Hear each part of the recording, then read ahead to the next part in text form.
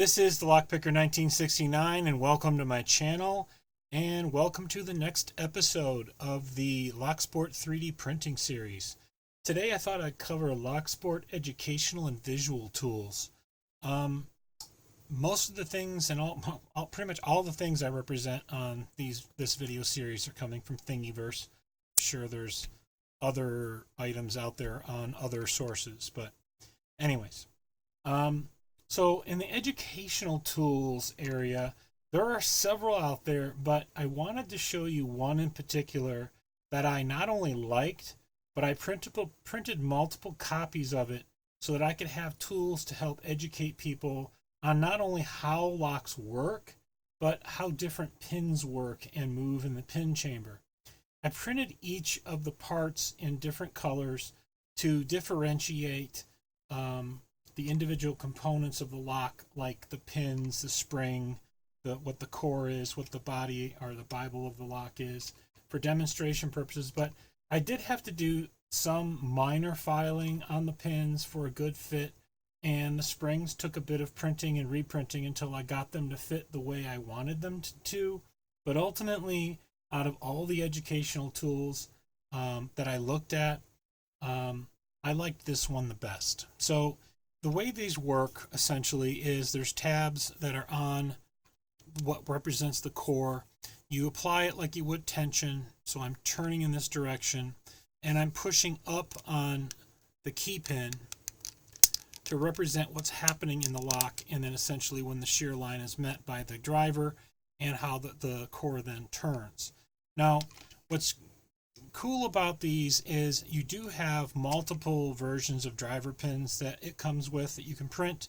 And so, for example, like the spool driver pin, pushing up on that until it gets to the shear line, you essentially being able to show that you have to bring that back and counter rotate to then clear. Now this is a tough one because the spring is, and then essentially be able to turn the core once the spool is clear of that. So I wanted to show on these the different ways like a spool interacts and the way a serrated pin or a serrated driver pin interacts with the stack, as well as mushrooms.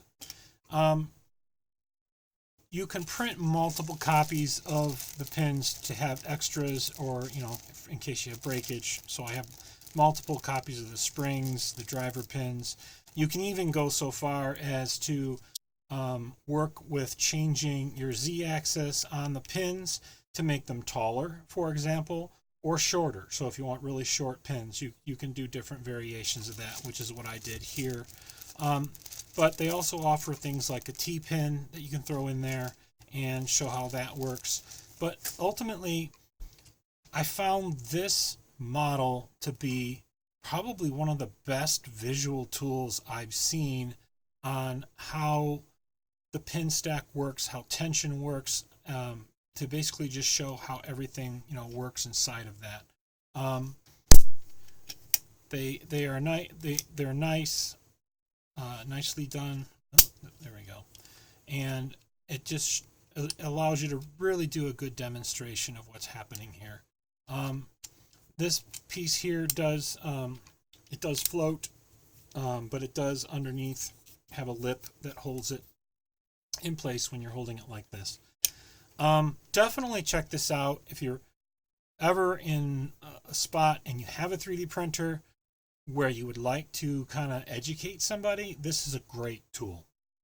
All right, on to some more visual tools. So cutaways.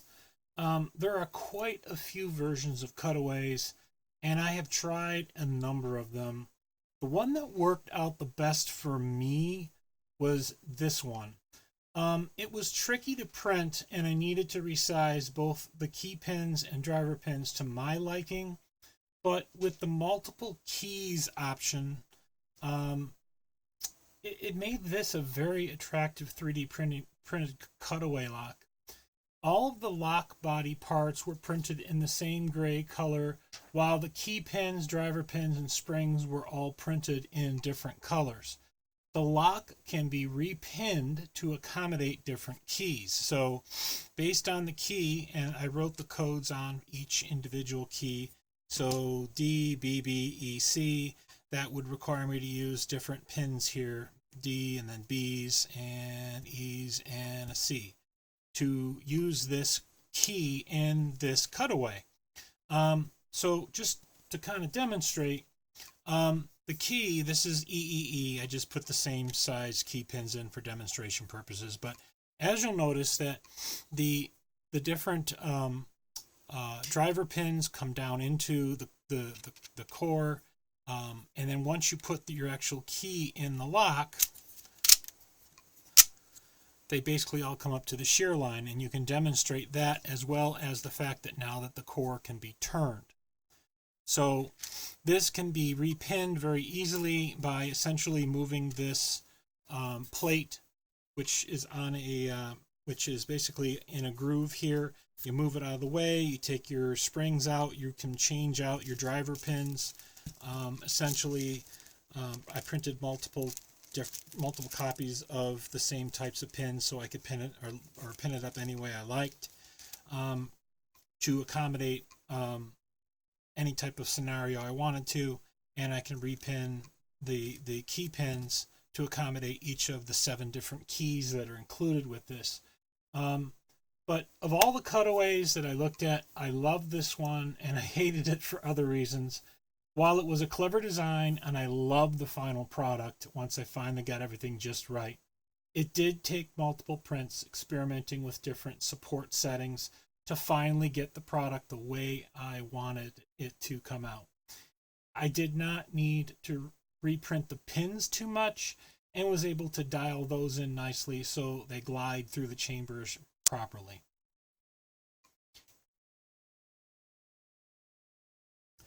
The next cutaway lock was not so successful, and I don't recommend it. The first run through the lock was way too small. I not only found it difficult to work with, trying to do any refining type minor filing to make this work just really turned out to be not worth the effort.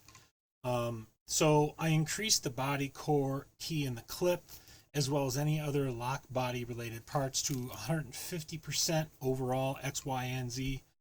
And I increased the pins to only 147% to hopefully get better clearance. Unfortunately, the pins required way too much final filing to make them fit and smooth out some of the rough edges.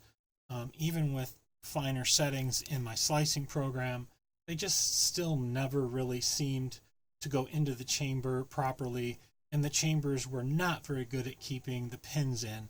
As it is right now, these pins very easily just fall right out of their chamber. And it comes on a stand, essentially.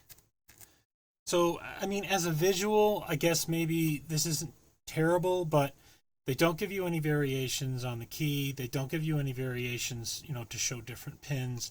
They do include a spool, a serrated, a standard, and a mushroom that you can put into the lock for demonstration purposes. They use the same mechanism for putting the pins into the stack, but quite honestly, these chambers and their ridge are so bad that you can literally push the pins in from this side into the lock. So you might want to avoid this one if you have any hair on your head, because after messing with this one, you won't have any left on your head. So let me tell you. The key also just does not really work very smoothly. I have tried doing several different ways of filing to try and get that to work better. It just doesn't. It's not very friendly. Anyways, like I said, I can't recommend this lock as anything but just a visual tool, just the way it is right here. You can't really demonstrate the key very well unless you want to do a lot of refined filing on it. And even then, the pins don't really like staying into the chambers themselves. So combination 3D lock models are kind of a different animal, to be honest. Most of the ones I checked out require you to either have or purchase screws and bolts in different sizes to assemble them. Even then, the instructions provided to assemble them are non-existent. Mostly what they give you is pictures to hopefully figure out how everything goes together. I did the best I could after ordering the hardware that was indicated in the form of screws of different sizes and lengths, along with the nuts to match them. So bear with me. What I'm about to share in different stages is in different stages of being developed or put together, and me trying to figure them out. The first lock I have made the most progress on. What I need to figure out at this point is how the original designer intended for the different lock dials to interact and counter turn one another. A much better set of instructions for assembly would have probably taught a novice like me how combination dials interact with one another, and it would have taken this to a whole new level of an educational aid. But alas, that was not meant to be, apparently. So just to demonstrate, this is probably the most assembled one I've been able to work on. The dial essentially turns this, the dial turns this wheel here, and then I have to figure out how to get these to interact. But essentially, once they're lined up, and then essentially you turn this here, the lever, turn this a little more, and it goes down into the slots in the lock. What you'll see is, as it turns, the bolt retracts, and the bolt can come back out, and then the slots are disengaged on the lock. So this was probably the most successful assembly I've been able to do out of all of the combination locks that I looked at and the ones I'm going to show you.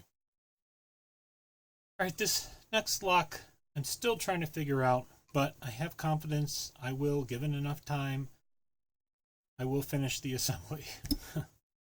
This is another 3D model that would have benefited from the designer spending a few more minutes to write up some easy to follow instructions for assembly. So basically what it consists of here are the different discs that get turned. Unfortunately, how to get these discs to interact was kind of left to the imagination. Obviously, this dial goes on the outside. This is the type of disc that is in between each of these discs here. But essentially, once all of the discs line up with the groove, that makes this possible to be brought in and unlocked. So it would have also been nice if they had produced a part to screw onto here and in the form of some kind of lever, but ultimately they didn't really include anything like that either. But as you can see, that interacts with the bolt mechanism. Anyways, this has been a difficult one to get figured out. I'm sure I will get it at some point. Finally, this last combination lock I've had to more or less give up on. Without any instructions and not so great pictures provided with the listing on Thingiverse, I'm at a loss on how to get it together. And in trying to figure it out, I've discovered a number of other issues this design has. Now, the way it's supposed to work is these discs line up with the notch. They work with this lever to push the bolt in or out. What I noticed, though, is this is a really poor design in that this little bar that's supposed to be manipulated with the discs being turned is rather flimsy and will break off rather easily.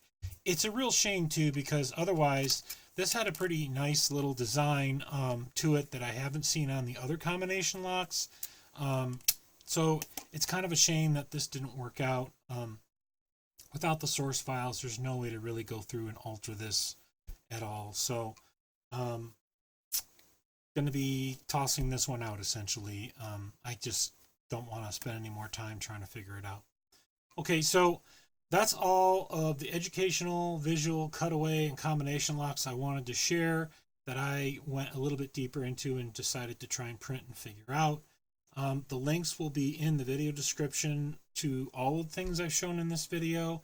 I have indicated which ones I felt were worth printing and which ones I had the most success with, and hopefully you will enjoy trying your hand at some 3D printed lock models.